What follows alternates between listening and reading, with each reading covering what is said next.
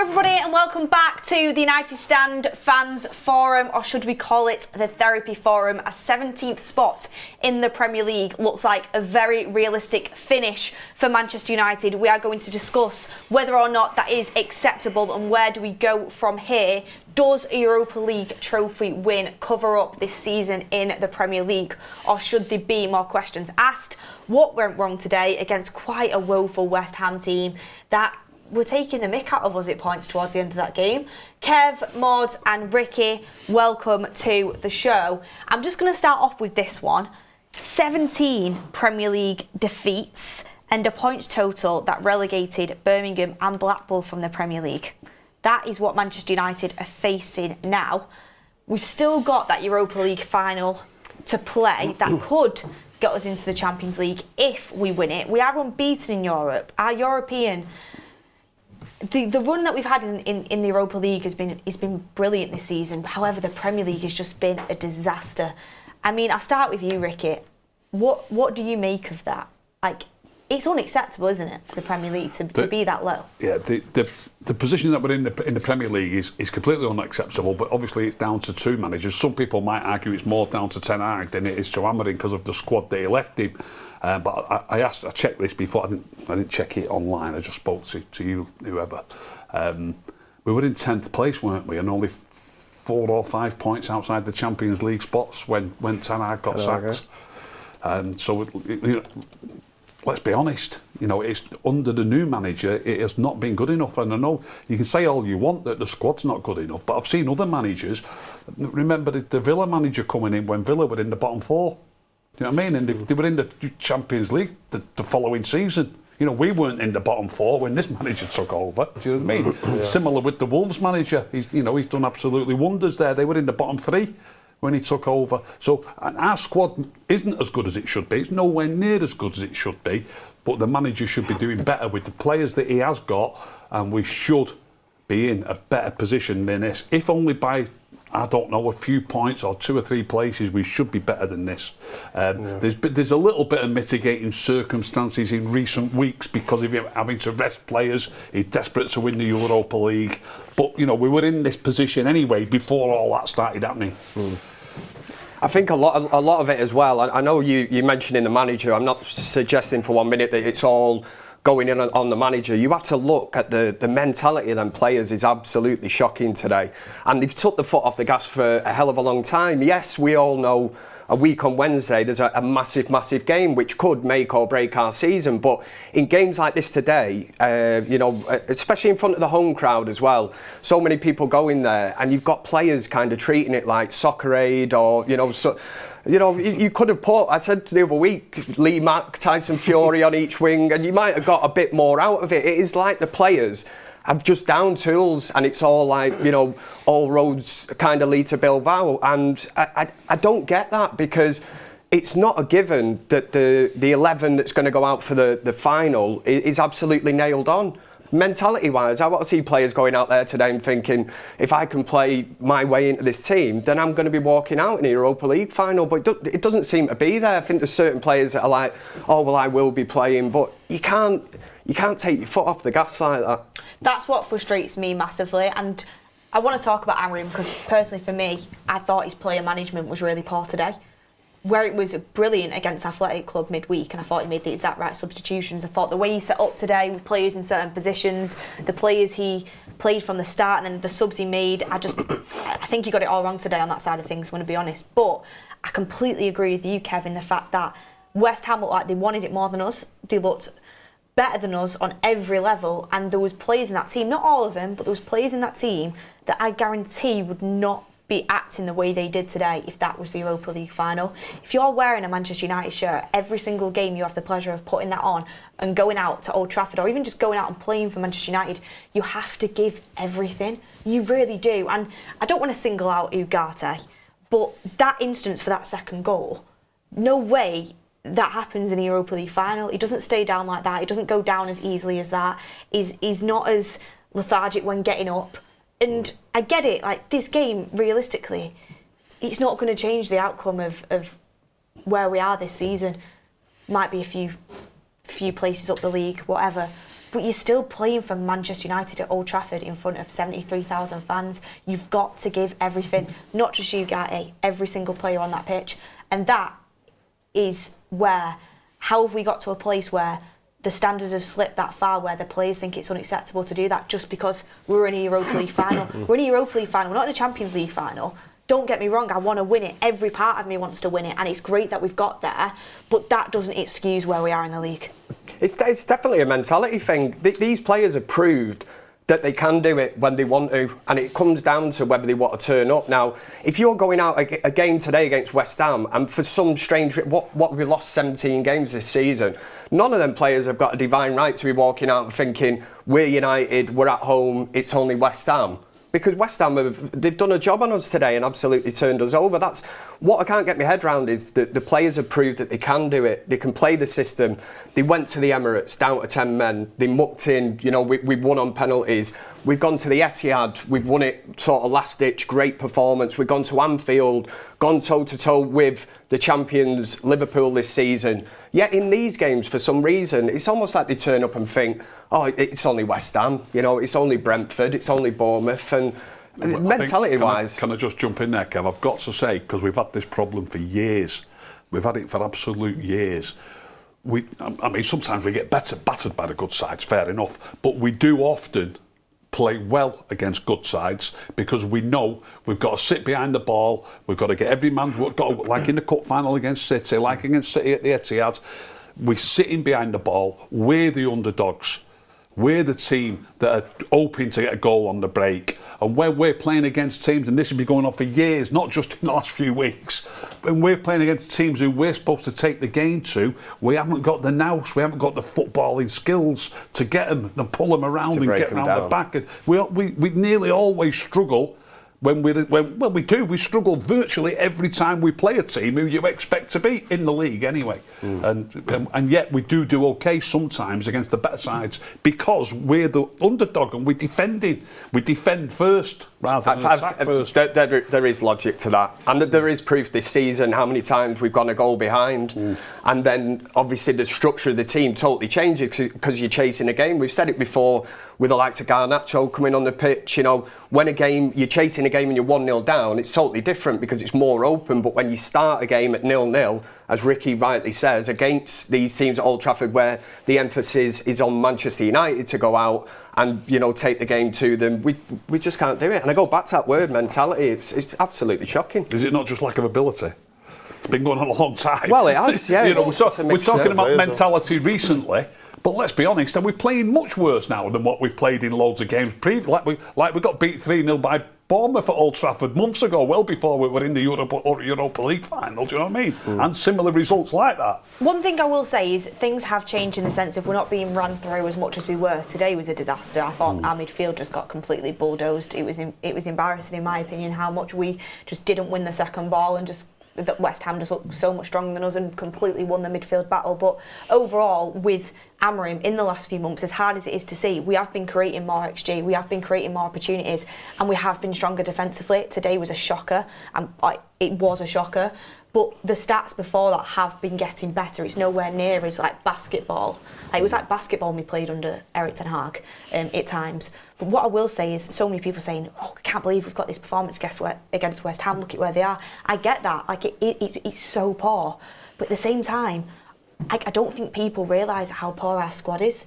It should be doing better than what it is, but I think people underestimate the players we've got compared to what we've had in the past.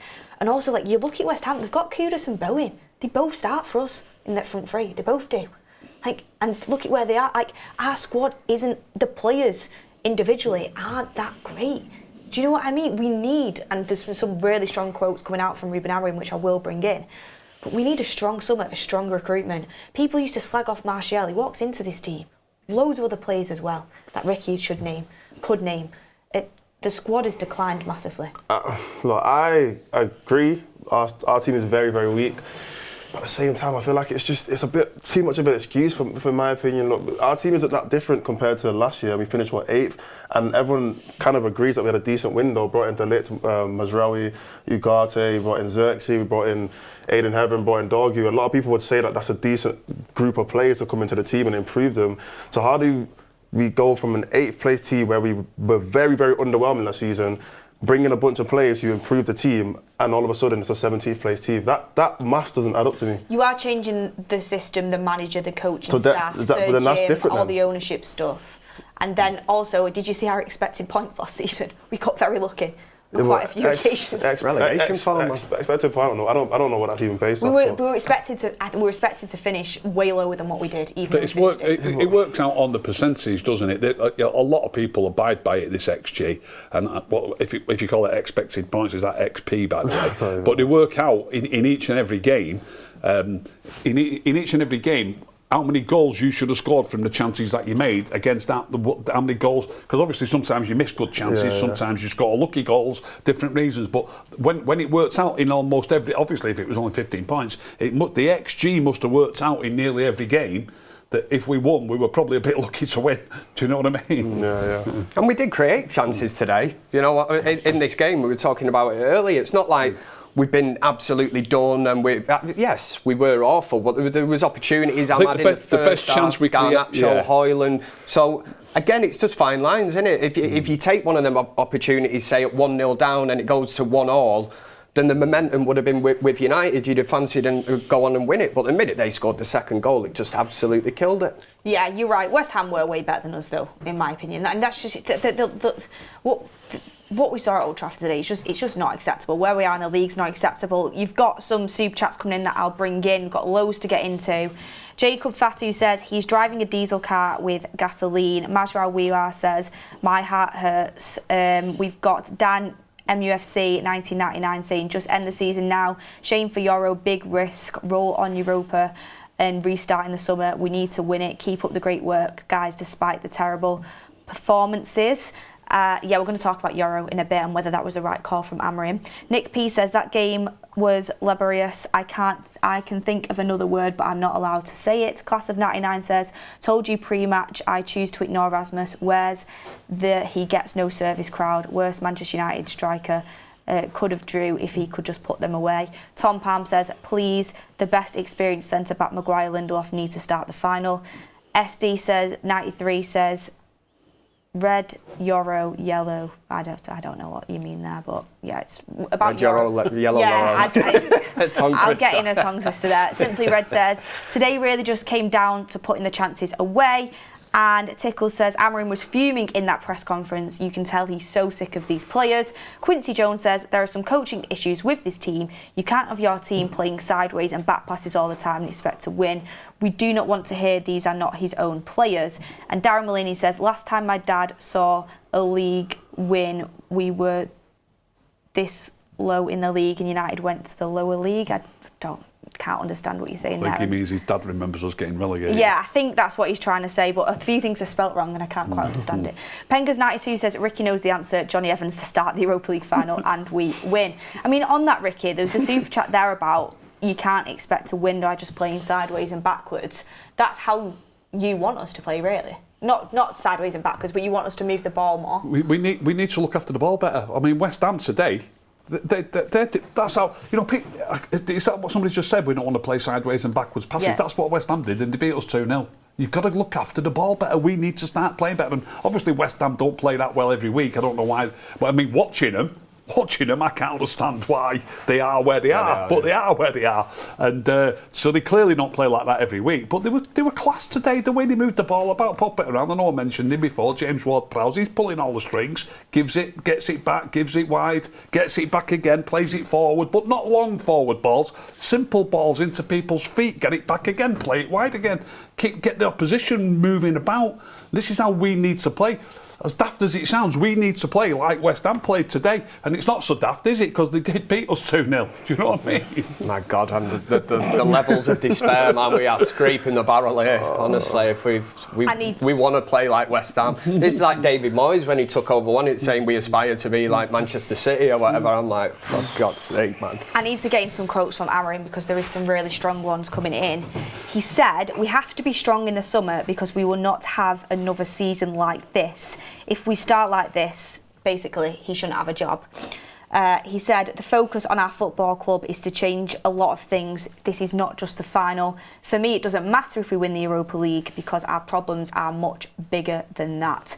We are not scared of losing a game. We don't have that fear anymore, and that is the most dangerous thing that a big club can have." And he's also said that we need to be really strong in the summer. We need to be brave. Basically saying, a lot of these players need to go. I need different players. And it's like it's become acceptable to lose games at United, and that should never be the case. What do you make of his quotes there, guys? I agree. And I was going to say before anyway, I don't think the final is a make or break. Like, do you think that this season's been made because we win the Europa League final? Like, I know we banter like make a huge difference. I know we banter over fans, and it's like, yeah, we won a trophy, and like, you know, we speak to Arsenal fans, and yeah, we won and you didn't. It's a better season. But if we're just trying to be like non-biased and take off our like red-tinted glasses, this season can't be made. Like, we can't change how bad we've been this season because of a trophy. And that's pretty much what he's saying. Yes, we can be happy, and obviously if we do go and win, not won yet, but if we do go and win, it's a great moment. And for the future, it can be made. The future can be improved by us winning the final. But this season cannot be made. It can't change. I said it before, the history books are not going to lie. Like, numbers don't lie. Another Man United team can't be worse than us unless they get relegated. As a footballer, I'd be embarrassed to know that I was part of that team. Like, my pride would hurt to know that I was part of the worst United team ever, possibly of all time. I don't think there will be another United team that's going to finish below 17th. Don't say that. Let me not say that, but I don't think there will be another United team that will finish below 17th. So, as a footballer and as a manager, that should hurt you as a you know, that you shouldn't want to be in that conversation for being that bad. So, I don't think the season can be made. We've been so bad that I get it. A trophy is nice, but let's be real. Let's actually be honest with ourselves. This is the worst that it could possibly be, and there's no excuses for it. Just to put it into context, Manchester United are on 39 points at the moment in the Premier League, and thanks to Spurs being just as bad as us, we're in 16th, not 17th, by a point. Could easily change with the games we've got left. I don't know if any of you see us getting even a point against Chelsea or Villa. I honestly don't see it. So we could easily finish 17th, if not 16th. So we're on 39 points. Say if we don't get another point, say we finished on 39 points. Clubs that have been relegated, right? So Crystal Palace got relegated with 49 points. He also got relegated with 49? Are you sure? Yeah. What year was it? I can't believe that. That was in 92-93. Oh. Right. They also got relegated with 45 points. Right. Middlesbrough have been relegated with 44 points, Norwich with 43, West Ham with 42, Sheffield with 42, Bolton with 40, Sunderland with 40, Oldham with 40, Forest with 40, Birmingham with 39, Blackpool with 39, Middlesbrough with 39. So we're near the bottom of the league of a league of bottom teams. Yeah. Like there's been this season's been terrible. There's been teams with more points than us that have been relegated before.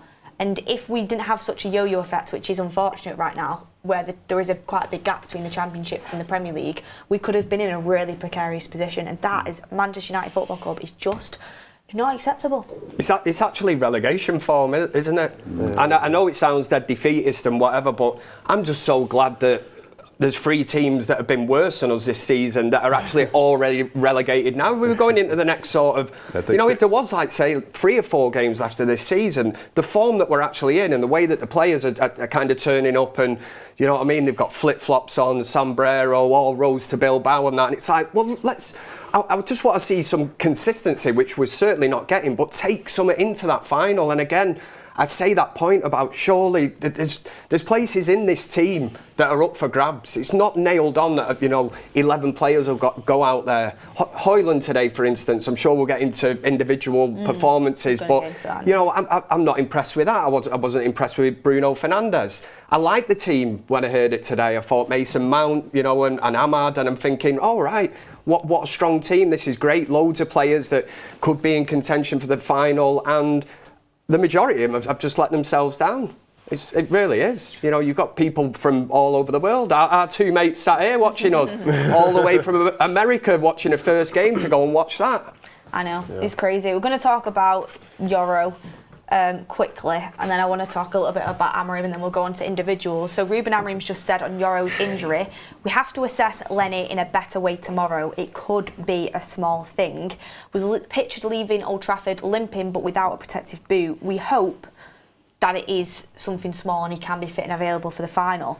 But we do have to question this, and it's not reactionary, because on the build-up show, Mordzs, me and you, I said when the team was revealed that I personally would have put Fredrickson in. I know that he had, he got bullied a little bit against Brentford, but he was more than capable against Wolves at home at Old Trafford.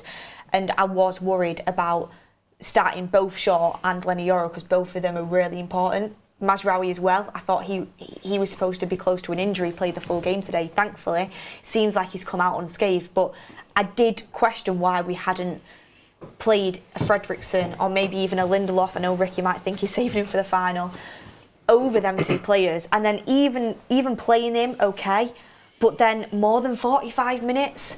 And I said, I think I said on the thing, I would be saying Scholes and Keane. I feel like they've put pressure on Amorim to start a stronger team today because of the comments they were making about the team changes and team selections. But do you go back to Amorim and think maybe he should have managed certain players' game time a bit better? Yeah, I do. And the thing is, it's very easy to look at it in hindsight and be like, oh, you should not have done this because Yoro got injured, or that's the thing. Somebody else Højlund could have got injured. I did say it before the game. No, not you personally. I just mean like in general. Like, it's easy to just look back after the game and say you shouldn't have done this, shouldn't have done that. So I think Amorim was, because a lot of makes you weaker for the final, which is the most important thing, doesn't it? Yeah, 100%. But I mean, a lot of people probably said before the game that we should play a decent team to try and get the points, because we don't want to lose to West Ham twice in the same season. So he might have been lucky. He did make some changes as well. There's certain players that didn't start, that might have, like Casemiro didn't start. Imagine if Casemiro started and he got injured, then it would have been a similar thing. So he did make some changes to try and bring out some players that might possibly start, like Garnacho, he didn't start as well. But you can't change the whole team. Like, somebody has to start, somebody has to play in the game. So Yoro was just one of those players who played, and then unfortunately he got injured. So it's hard to really judge him. One of our most important players, though, that has had injuries before, that's the thing that flags him to me. I did question that one and the Mazraoui one before. Again, it's hindsight. I also questioned why Cheeto didn't start, and I'm also questioning why he didn't even get a minute, because Højlund looked dead on his feet for a good 20 minutes and he went down nearly getting injured. Højlund's right. People are going to go in on Højlund, and yeah, he missed some sitters today, and we need a better starting striker for next season. I get that, but we need him fit for the final, because he's the only striker we have for the final, and in Europe's actually where he's probably played the best. So it's like, I don't understand why he was risked for the whole game. I get you only have 5 subs. I get that, but again, is there much difference between him and Cheeto, really? Why couldn't have Cheeto just played today? I don't get that either. But maybe Amorim doesn't think Cheeto's ready. But I don't think there's much difference between the two, personally. That's why I said I was disappointed with Højlund's performance in particular today, because I don't think it's 100% nailed on. This argument that he's our only sort of striker, or say senior striker, so he's going to start the Europa League final. For me, I think Amorim has got so much to think about a week on Wednesday in Bilbao for this final. I wouldn't put it past him maybe throwing a Menu, or we've seen him play the kind of false 9. I wouldn't be surprised at all if he's looking at the kind of performances of Højlund and thinking, if I can actually put a midfielder or somebody a bit further up in and around that 10 role and pack out the midfield, I wouldn't be surprised in the slightest if he did that. And again, I'm not really seeing anything from Højlund. That the debate and the argument always seems to be what you've kind of just said. He's our only fit striker, so he has to start, does he? On reflection of today's game, I look and I think, I wouldn't be starting him. And the interesting thing as well is that like, a lot of people say like Haaland plays better in Europe. They're playing Tottenham. Like they're not even. They're a Premier League team. Yeah. You know what I mean? It's the same as playing It's the same as playing a normal Premier League game. So the Europe argument goes out the window there because it's the same team anyway that we play normally. So, I mean, I don't know if I agree as I play like a Mainoo in the false nine. It's just too different. You know, even like a Bruno on the false nine. As much as I think Bruno could possibly do a better job, it's just so different to what we normally do. It's like we're trying a whole new system with Bruno playing false nine, because that's going to be a completely different game. Knowing how Bruno plays, that's a completely different way how we normally play. So I'd rather just keep it to what these guys know and hope that they can just get it over the line just by doing what they know. But I agree, though, that it's not going to make a huge difference without Haaland being in that striker position. No, because he's totally ineffective at the minute. Just another stat to bring in. West Ham without a win in 8. Before today. They were cruising at Old Trafford. It's just... It's poor. It's really, really poor. And Amorim's also, another quote's come out saying, in the Europa League we don't play very well, but there is urgency. There is this urgency because we can't lose, so we find a way to win the match. In the Premier League there is no such feeling. So he's basically calling out the players there that you don't play well in the Europa League either, by the way, guys. You just know you can't lose that. In this, like, he's basically calling out the players for their mentality. But the same way we did at the start. Yeah. They're just turning it on like a tap. That's when it really matters. And Ricky mentioned the FA Cup final last season. Kind of went into that thinking, if we can just stay in the game and that, somehow we navigate through, win that FA Cup final. These players, and there's still a hell of a lot of them in this same team, can turn it on when they want to. It's almost like individual moments of magic, whatever it is. But, we were very close to going out to Lyon. Athletic Club, the first leg, we were absolutely fantastic. They can turn it on when they know what's the reward as well. It's high risk because it's a massive if we win the Europa League. But the question would be, if we don't win that, it's going to be the worst league finish from the 70s. And then you look at that, if we did lose the final, no Champions League, no European football next season, and you start to look at the bigger picture, and it is a major, major concern. Winning the Europa League is huge. Financially, the money it brings to United, even the players. I said to Rick, Mordzs earlier, the players that you want to bring in, there will be players that if United are not in the Champions League, the name Manchester United isn't just big enough, for young players coming through these days. I'm sure some will say, would love to play for Manchester United, which is great, but Champions League football is where players want to be, sort of playing the trade and going out and playing. And if we don't get that next season, there will be players that Amorim probably wants to bring in, but then players will go, I don't fancy that. And especially the way that the club's being sort of running that at the minute, you look and think, we'll just off the back of that, and then I'll come to you guys. Amorim's also said, if we don't change the way we play and perform, and this feeling of urgency of winning every game, we should not play in the Champions League next season. We should just stay in the Premier League and learn how to be competitive 1 week at a time. We are losing the feeling of being a massive club. Again, calling out the players there, saying basically you don't deserve to play Champions League football, try and win in the Premier League. Proper called out his players on that one. Yeah. Everything he's said there, every single quote you've read out is 100% facts. You have to say it. And let's not forget, you look at a person like Ralph Rangnick and what he said at United, all these problems are still there, and you can tell. Mourinho had the same, Van Gaal, whoever it's been going back in time, have always sort of alluded to behind the scenes. Mourinho said, you don't know what's going on, it's hard work. Maybe Amorim is just discovering now, he's coming to Manchester United, he's been here just before Christmas, and he's under no illusion, but he's calling the players out. Is this any different to what Rangnick did? Rangnick was shut down and ushered off, see you later, let's get rid of him, he's speaking the truth, propaganda, whatever, he's gone. And now you've actually got the manager of Manchester United who, and it wasn't long ago, was it, that he said, this is the worst Manchester United team in history.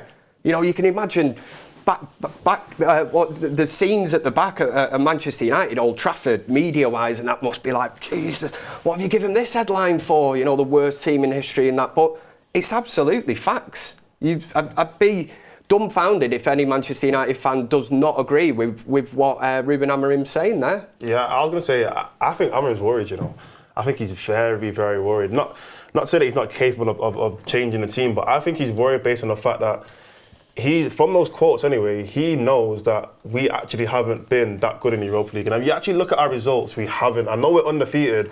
We struggled against Rangers, struggled against Fenerbahce, struggled against Porto, struggled against Lyon. We've actually had very difficult games, and somehow we just managed to get over the line. I think Amorim's looking at this team now thinking, you can't just struggle every game and get over the line. One of the games you're going to lose. Like one of them, if we had another 10 Europa League games, we're not going to go undefeated for 10 games. One of them we're going to lose. And I feel like Amorim's looking at it thinking, if we can't like pick up our boots and actually get on the pitch and play against West Ham, when we get to that final, how do I know that this team's going to get up and win? Like what confidence do we have in these players now to say they're 100% going to go and win? Because just saying that we're going to win because it's the Europa League and we're playing in Europe, I mean, I just said like 2 seconds ago, we're playing Tottenham now. They're the only team that we played in the Europa League that are actually in the Premier League.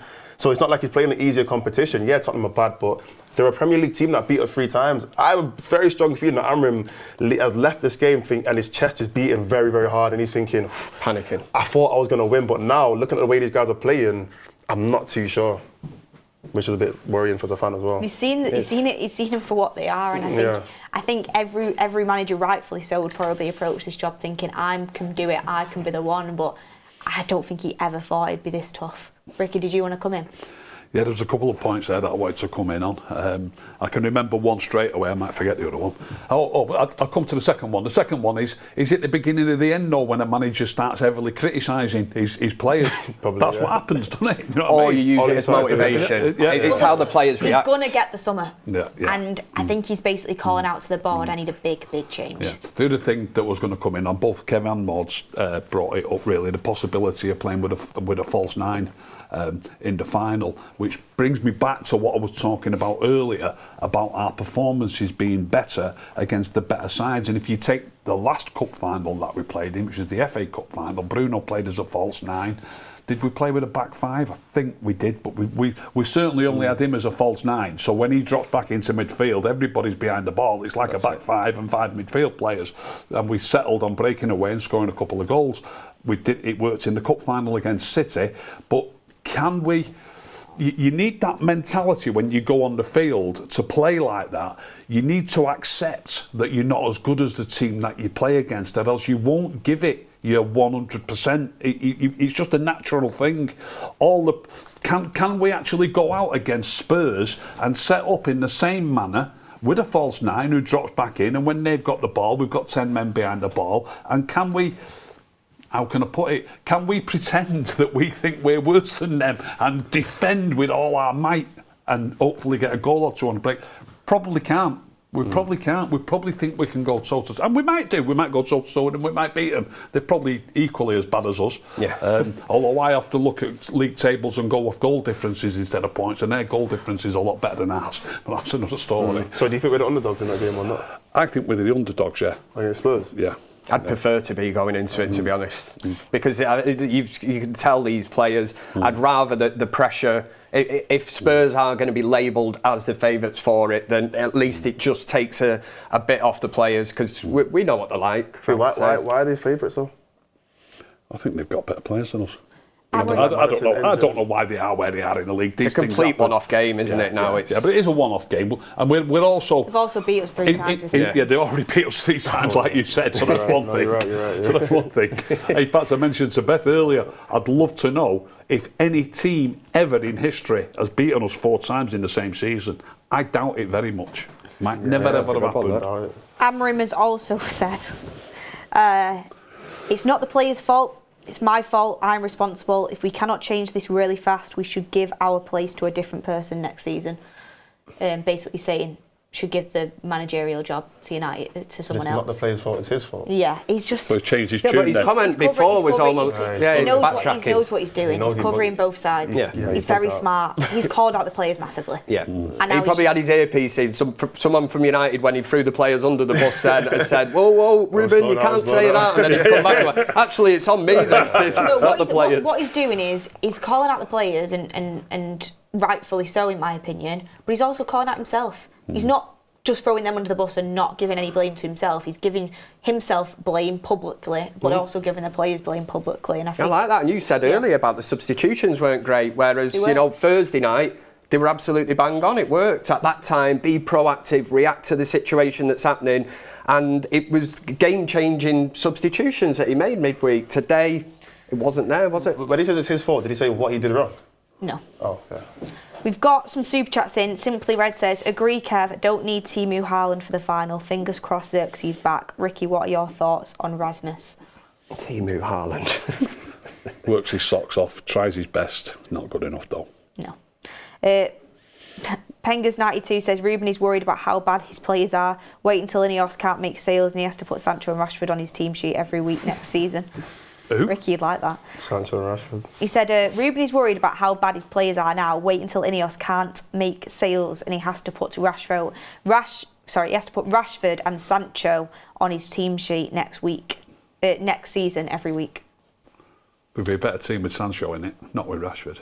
Ivan says, what will be better for us long term? Win the Europa League and paper over the cracks, or lose the Europa League and put immense pressure on the owners?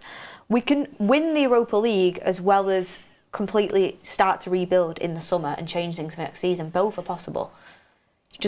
I think it'll set us back years if we don't win that. I think that's why it's so vital. I've just mentioned about transfer targets, whatever it is financially, it could be worth 100 million to the club. If we don't, if we do get beat, I honestly think it will set us back maybe 2 or 3 years in terms of where we want to be. You know, you have to let it sink in and think, if we don't win it, we are not playing any European football next season. No midweek games. It's just going to be Premier League, the FA Cup, the Carabao Cup, and no European football. You know, let that sink in, because financially it's going to be horrible. Over the last sort of 20 odd years, you know, the bare minimum requirement at Manchester United would have been European football. I mean, was it not 1 year that we didn't get it?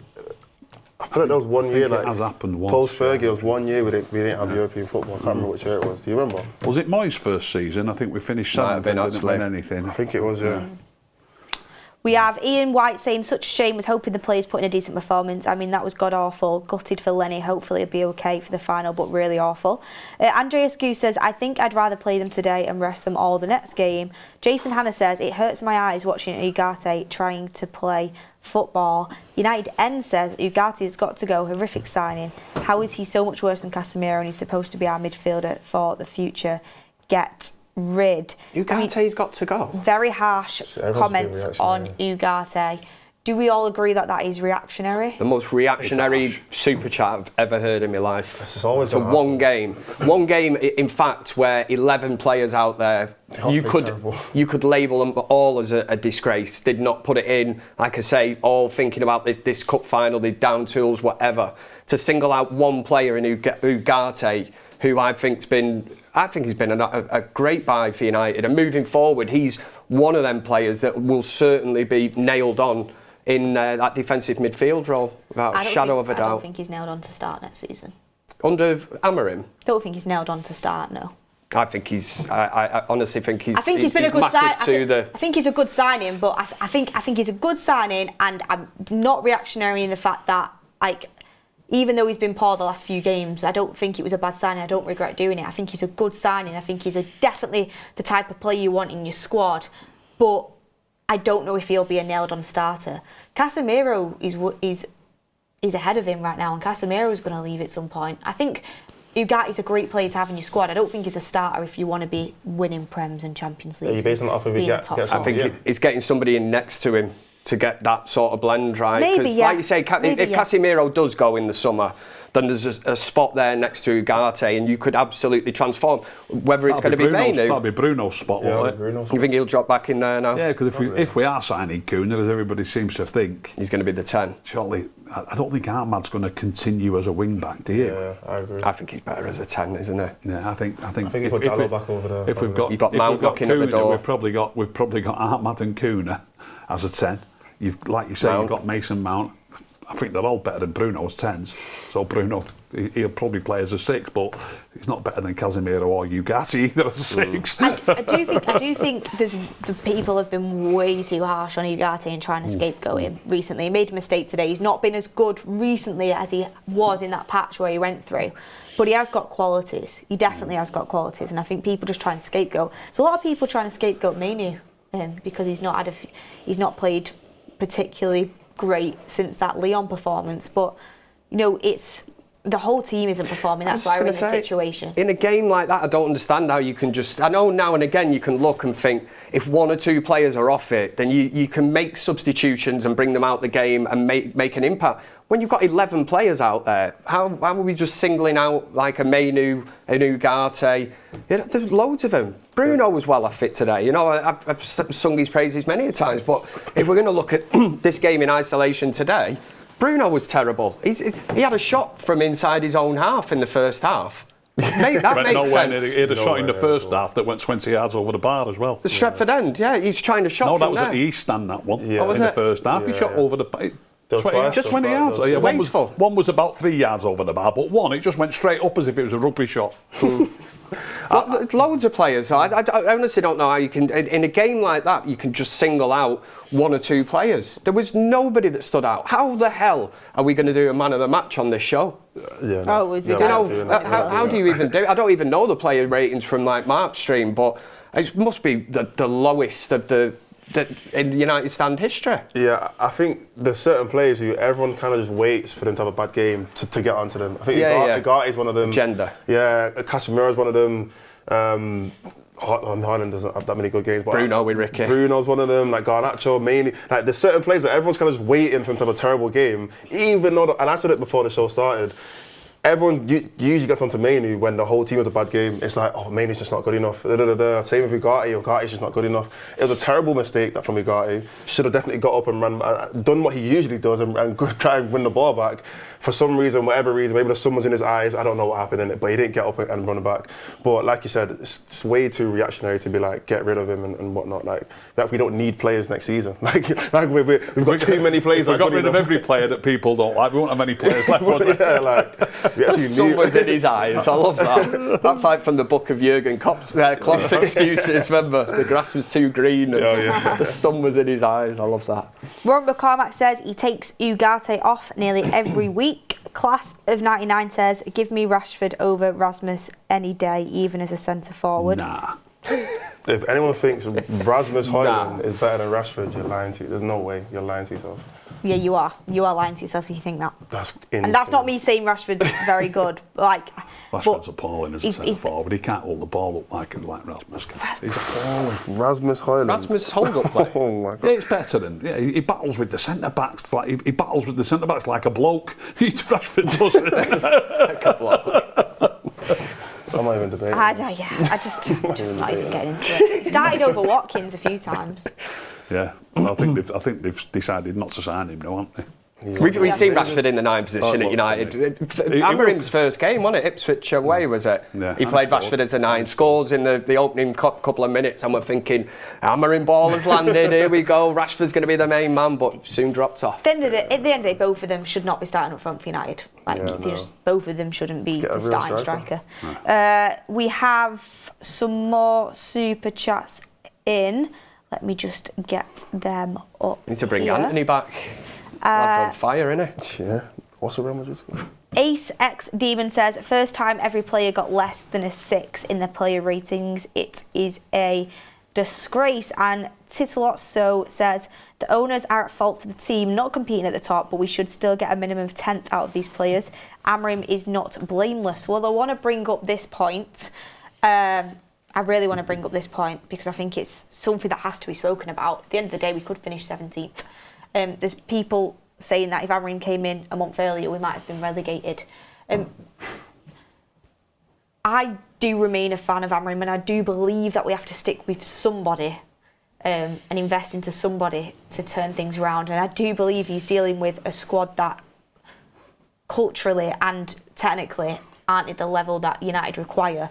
However, the question does have to be asked, what has Amorim shown to warrant being given 100, 150 million in the summer to invest into his system, his idea, based on his period so far at United?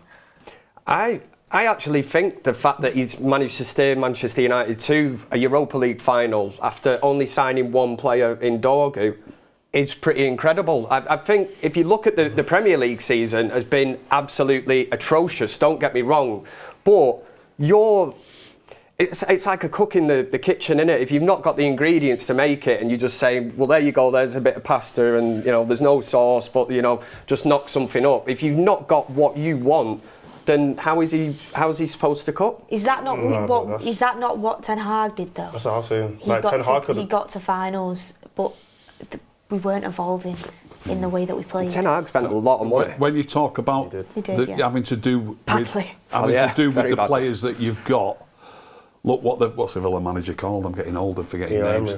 The Villa manager came in, they were fourth bottom. When our manager came in, we were 10th, weren't we? They were fourth bottom, and now, but they were fourth bottom, and within 18 months, he's got them in the Champions League, and you see similar things like that. Look at them. Look at the manager at Forest. They've slipped away, Forest, and they'll probably go backwards next season. I think loads of managers come into clubs, and with the players that they've got, make them play better.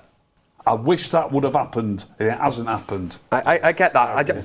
The Europa League, there is no doubt, just the same way that Jose Mourinho treated it, that all the eggs have gone into this basket, and it's a massive, massive risk. It's high reward if we do it. You mentioned a team like Aston Villa. They've had a great season. So have Forest, Newcastle, Chelsea. They might miss out on Champions League football this season. There's only, 4 or 5 teams this season. Yeah. So in the terms of, if Manchester United get over the line, it is almost like writing off the Premier League season, and somehow that United could be playing in the Champions League next season, yet Villa could miss out, Chelsea, Newcastle, all these teams that have actually been consistently great in the Premier League this season. And that's where this debate about, is it, Arsene Wenger saying, is it fair that the winners of the Europa League should get in the Champions League? It's been like that for ages. When Sevilla won it 4 or 5 times, nobody was moaning about them. It's just now because Tottenham and United have been really, really shit this season, yet they've got an opportunity to win a trophy and get into the Champions League.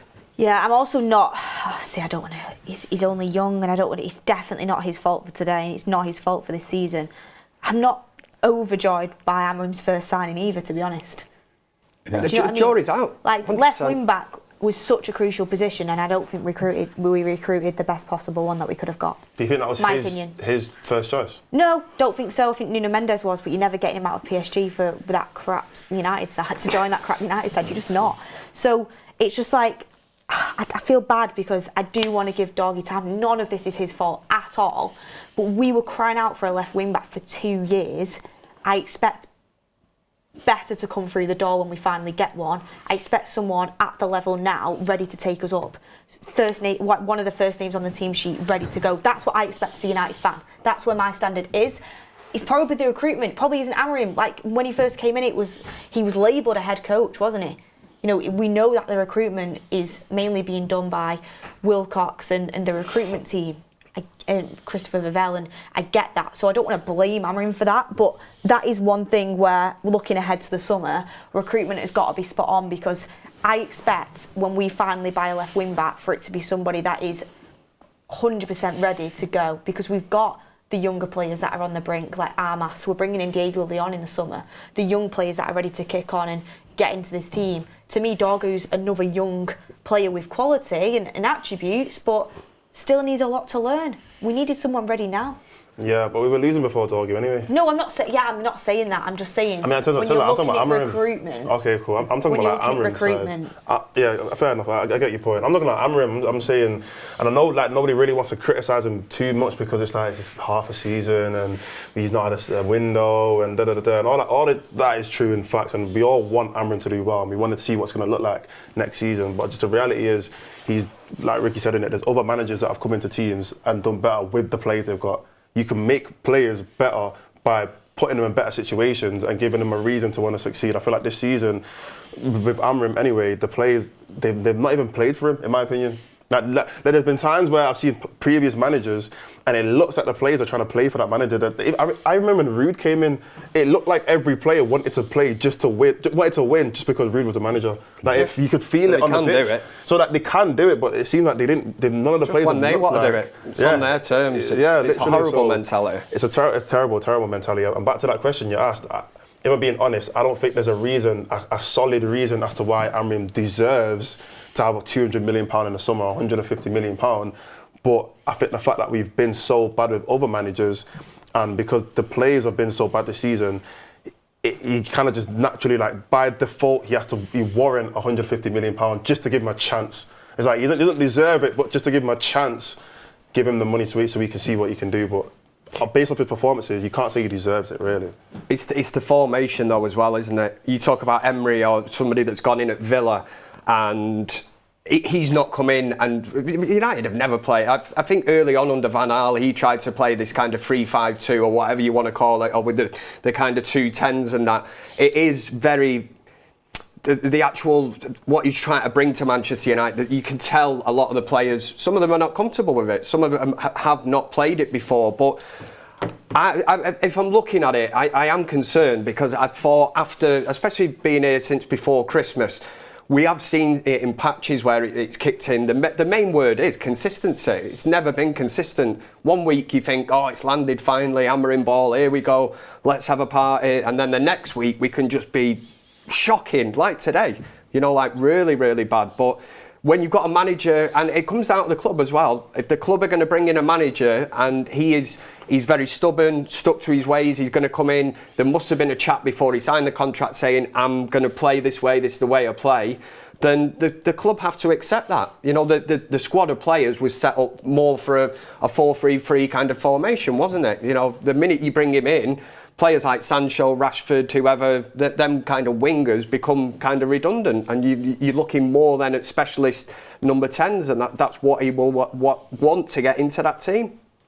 A lot to discuss. We've got another super chat in saying David Moyes was 7th in the league when he was sacked. He also just had one signing. Great managers have a playing style, not a singular formation.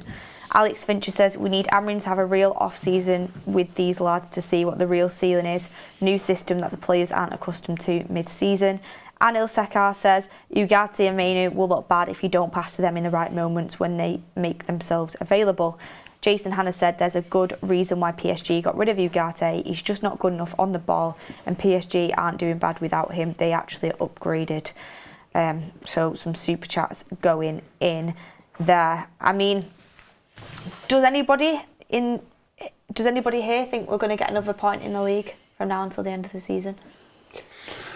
I think we'll play a weakened side at Chelsea. I think obviously it's 5 days before that final, and Chelsea obviously need wins, big time, to get into Chelsea and Villa. There's more riding on it for them. Both of them. But Chelsea, I'll be surprised if they don't beat us on Friday night. Then we've got the final on the Wednesday. So the Villa game, a lot will depend on how we go on. If we win that Europa League, there'll be euphoria about when we come here. The crowd will be up, the carnival atmosphere, the players will be up for it. They've just won the Europa League. If we get beat in that Europa League and Villa come in needing a win to get Champions League football, I fancy they will get it. So it depends on whether we get a point or not. It depends on how we do in the Europa League final, in some ways. I've got a question for you all just before we wrap up. Kobbie Mainoo, where do we see him? It's safe.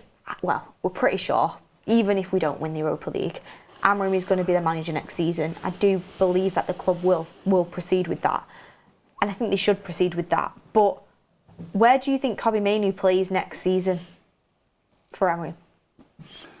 I don't think he'll be a starter in the team, Beth. So he'll be coming on as a 6. So if he's going to stick with his 2 6s and his 2 10s, I think Kobbie, and I think he's a really good player, Kobbie, I really do. But he's going to sign 1 or 2 players. Plus but let's be honest, he's going to sign 1 or 2 players. And if we're at full strength now, Kobbie doesn't get in the team now, does he?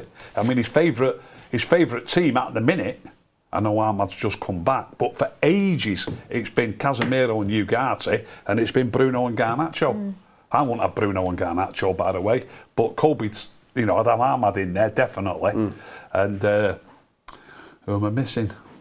Mount Mason Mount. So he's going to be on. I think Mainoo will spend a lot of time on the bench. Whether and we might have signed players. It might be tougher still if we sign Kuna, for example. Who's your 2 10s? Kuna and Ahmad, perhaps.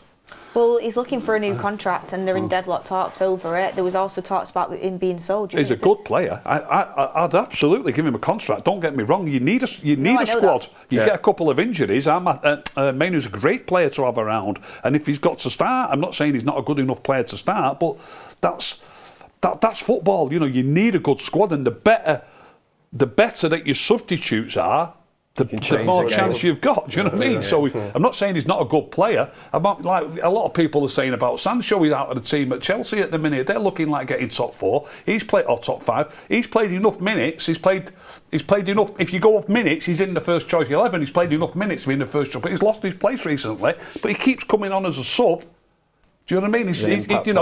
It keeps the squad strong. I agree with that. Keeps the squad strong. And I would absolutely not sell Mane, want to keep him. But he's in deadlock talks over his contract, and I'm assuming a player that has, started for England in a major competition. Yeah, you'd expect to play. And he's doing, and had a really good, was basically one of the first names on the team sheet under Ten Hag, and was crucial in an FA Cup win, and felt like the importance of being a United player, who now is not even first choice sub at the moment, and I know things can change quickly in football, and I believe he will know himself how talented he is, because I believe he's a super talented player, will want some sort of clarification over what his future is in this United side. That's the only thing that worries me. Do you think there's any chance he could go in the summer? Nah, I don't think he'll go, based on the fact that I agree with what Ricky's saying, to be fair. We need a good squad. Look at someone like City, innit? And I think City over the past 6 years, the reason why they've done so well in so many competitions is because they've had players on the bench that will start for other teams.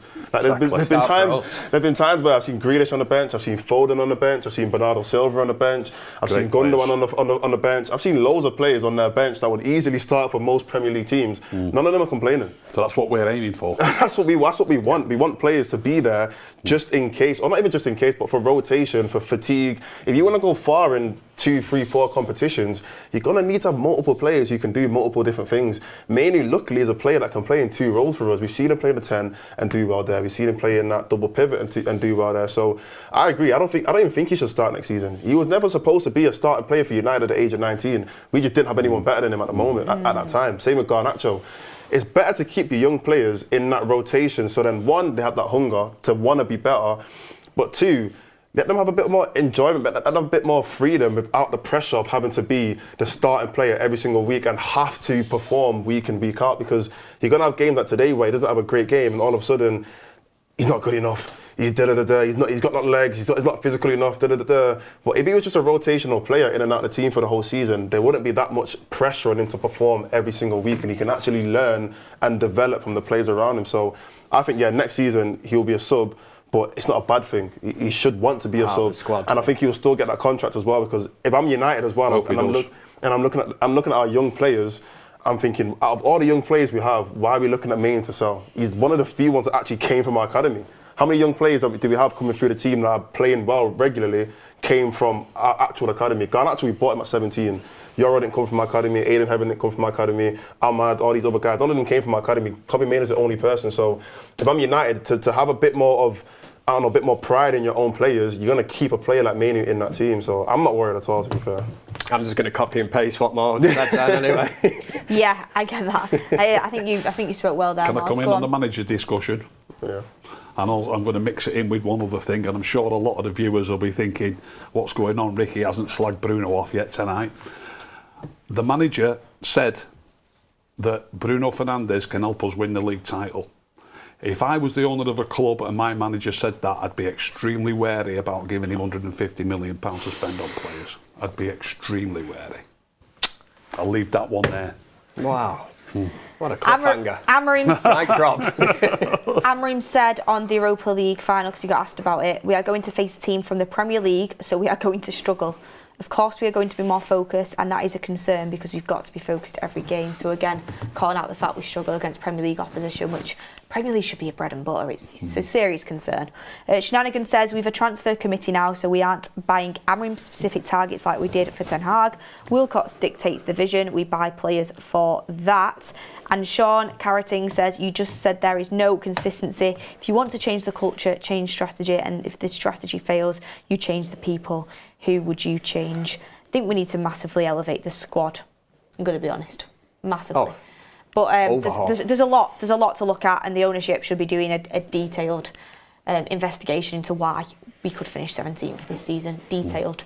Anyway, we'll leave that one there. Smash a like on the video, guys. Thank you so much for watching. I know that this game, it was genuine therapy to speak about afterwards, because it was a really tough watch, and we're just all hoping that we can bring home that Europa League trophy to put a silver lining in this season, which has been a horrendous one. Ricky, thank you very much. Well, next time we'll see you is after the Europa League Final, won't it? I'll see you in Bilbao, I suppose, but on here, yeah. Well, we'll probably do a thing, won't we, in Bilbao, yeah? Yeah, we'll do a build-up or whatever you call it. Are you going to wear your plaster again? No, I'm not. Hopefully I don't cut myself. Oh, sorry, hopefully I don't have a fight with Beth tonight before. Mordzs and Kev, we'll see you for Friday night away at Stamford Bridge on a Friday night. Sick. Brilliant scenes. The women's team are playing in the final, though. Pardon? The women's team playing in the final.